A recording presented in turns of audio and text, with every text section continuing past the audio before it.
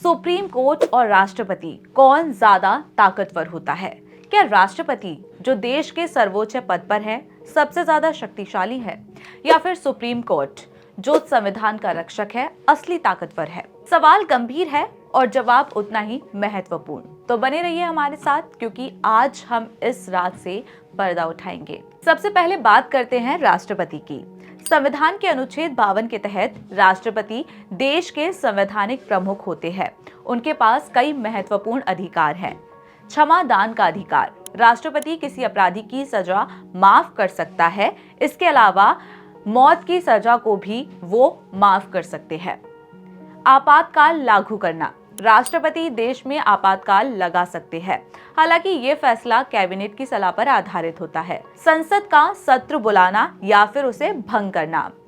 कानूनों पर अंतिम हस्ताक्षर, संसद में पास हुआ कोई भी कानून उनकी मंजूरी के बिना लागू नहीं हो सकता। लेकिन दोस्तों, यहाँ एक बात खास है कि राष्ट्रपति ज्यादातर फैसले प्रधानमंत्री और मंत्रिपरिषद की सलाह पर लेते हैं। अब बात करते हैं सुप्रीम कोर्ट की।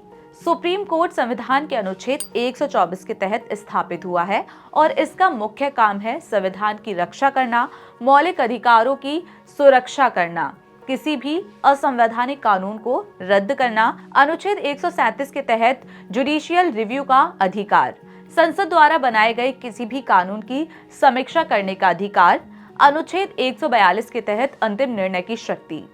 सुप्रीम कोर्ट की खासियत यह है कि वह किसी भी फैसले को चुनौती दे सकता है, चाहे वह फैसला सरकार का हो या फिर राष्ट्रपति का। आइए इस सवाल को एक सच्चे मामले से समझते हैं। उत्तराखंड के देहरादून में ओम प्रकाश नाम के व्यक्ति पर 2 हत्याओं का आरोप लगा। उसे फांसी की सजा सुनाई गई। साल 2012 में राष्ट्रपति ने उसकी फांसी की सजा को बदलकर 60 साल की कैद कर दिया। लेकिन हाल ही में सुप्रीम कोर्ट ने इस फैसले को पलट दिया और ओम प्रकाश को रिहा कर दिया है। लेकिन क्यों? सुप्रीम कोर्ट ने पाया कि जिस समय ओम प्रकाश ने यह अपराध किया वह केवल 14 साल का था। उसके केस को जुवेनाइल केस मानते हुए सुप्रीम कोर्ट ने कहा कि उसे सिर्फ सुरक्षा गृह भेजा जाना चाहिए था। 25 साल जेल में बिताने के बाद सुप्रीम कोर्ट ने उसे रिहा कर दिया है।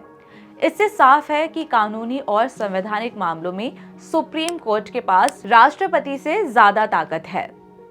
कौन है ज्यादा ताकतवर? अब इस पर बात करते हैं। तो दोस्तों, निष्कर्षण यह है कि राष्ट्रपति संविधान के तहत काम करते हैं और उनके फैसले कैबिनेट की सलाह पर आधारित होते हैं। लेकिन वहीं सुप्रीम कोर्ट संविधान का अंतिम रक्षक है और उसके पास किसी भी फैसले को चुनौती देने का अधिकार है। अगर आपको ये वीडियो ज्ञानवर्धक और रोचक लगी हो तो इसे लाइक करें, शेयर करें और सब्सक्राइब करना ना भूलें। कमेंट करके बताएं कि आपके अनुसार राष्ट्रपति ज्यादा ताकतवर है या फिर सुप्रीम कोर्ट। मिलते हैं अगले वीडियो में एक और नए और दिलचस्प सवाल के साथ।